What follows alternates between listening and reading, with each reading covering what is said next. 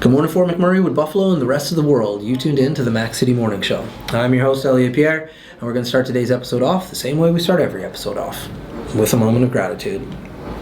I know you could be doing a million other things with your time, and the fact that you spend it with us truly does mean the world to me, so thank you. On that note, Tanner, hit him with the intro.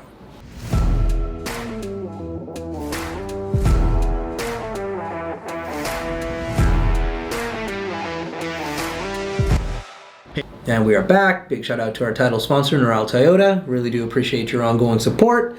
As everybody at home knows, we do not introduce our guests because they can do a better job at that than myself. So can you please tell everybody at home who you are and what you're about? Hi, I'm Victoria. There we go, Victoria. All right, so Victoria, this is the second time we filmed. The first time was because I messed up with the audio. But we're talking about Santa's Anonymous last time. And so now the event is over. But let's get a recap. Like, how do you felt it went this year? I thought it went great.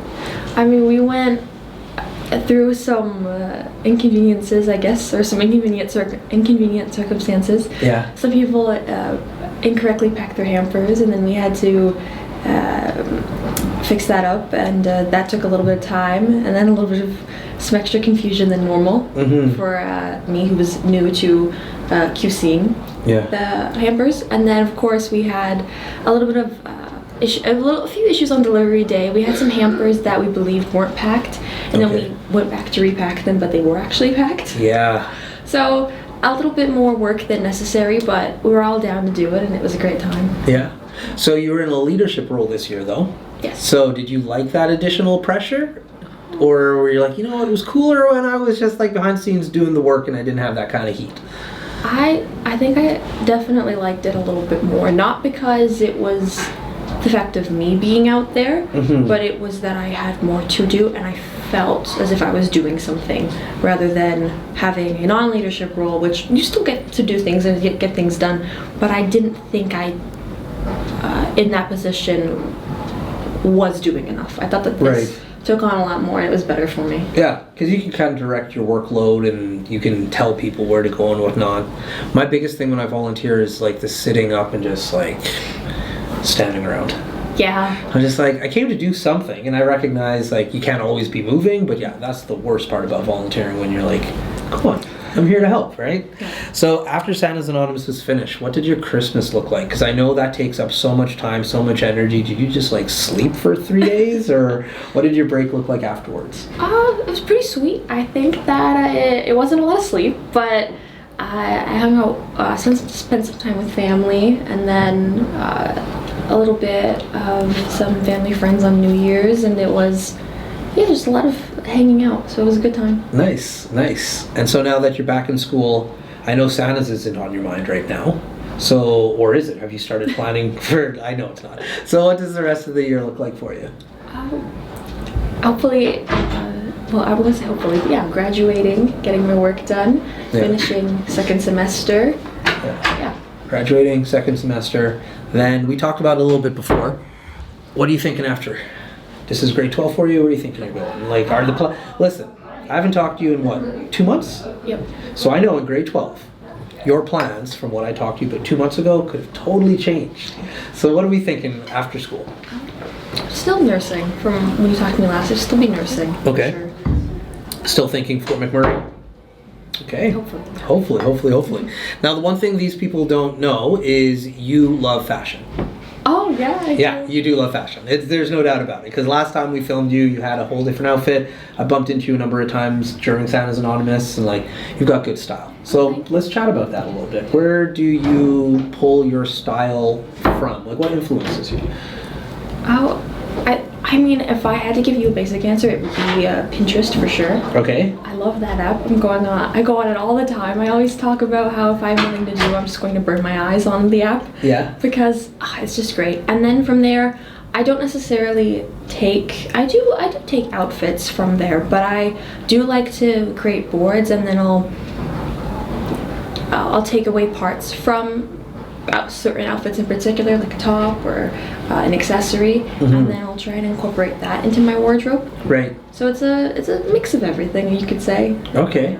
So now on your boards, are you like thinking, okay, this is a summer board, this is a winter board, or I have a weekend that I have coming up, this is a specific plan? Like, yeah. I have. I just simply have a fashion board, and then you can make subsections within that board. So I have a section called full fits, where it's pretty much just entire outfits. Yeah. And then I'll have an accessories board, so that'd be jewelry, for example, if you were to wear scarves, stuff like that. And then I'll have pants, tops, shoes, socks, all the bits and pieces of outfits, aside from the full outfit. So. Yeah.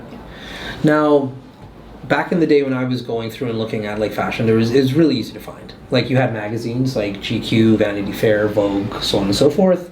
And then you could turn on the TV and there's like Fashion Weekly, so you could see like what was happening on the runways in Paris, like every Sunday kind of deal.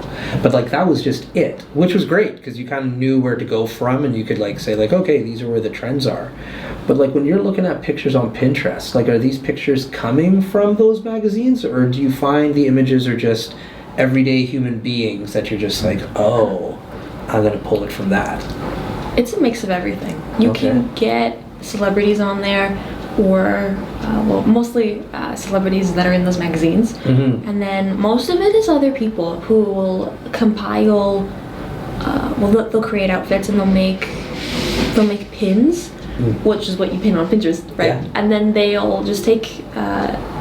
There's different apps you can use to do this, and they just compile different bits and pieces and make an outfit from there.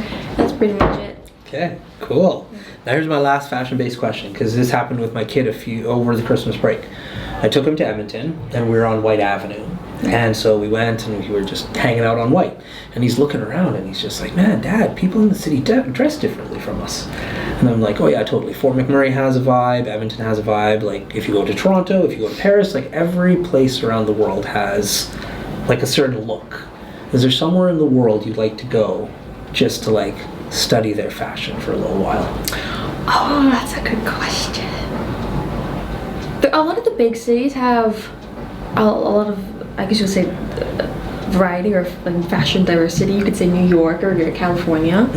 But that's a question I've never been asked before. So I think, actually, yeah, I'd probably go with one of the bigger cities like LA or New York. LA or New York? Yeah. America then? America, pretty much. Okay, yeah. Interesting. I love it. So what about American fashion like really speaks to you? It's not American fashion, I don't think, because when I think of those cities, I think of a lot of different people being there. And so that's what I mean by diversity. There's a lot of different outfits, a lot of different cultural spins on things. Because sometimes fashion, or from the, I guess you want to say Eurocentric, it can get a little boring. So it's good to have a lot of variety in there. There you go. Yeah. Awesome. You said you're going into nursing. What about that field interests you? Everybody's going to say this as their answer, I'm sure, but definitely helping people, for sure. I'd like to give back in a way that is meaningful. And then I just love biology. I like learning why we are this way or why we function this way.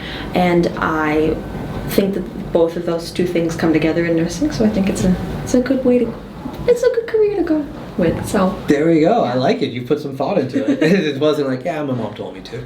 Yeah. And last but not least, because we are short for time, you have to go back to class. Why Santa's Anonymous? Like, I know you're passionate about it. We saw it last time. This is something you've been doing for years. What about this organization in particular pulls your interest and makes you say, hey, listen, I've dedicated time over the last few years to this, and I want to continue to do so? It's just a good charity. I mean, everyone's great that I work with, and it gives people something to do. It gives us meaning when we're helping out other people, and then those people get something in return. So I think I said this last time, but it's feel good both ways. So I think that's why I do it.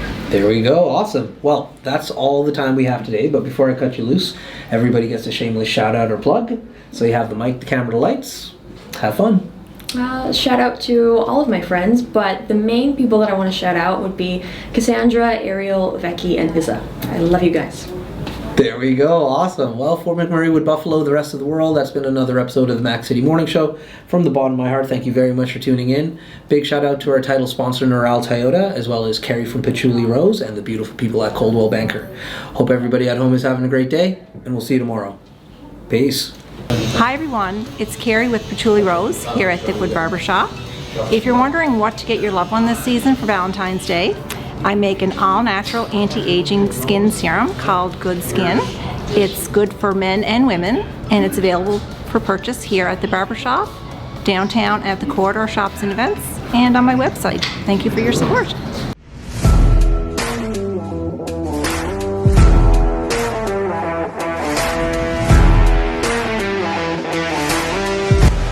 It's so ballistic!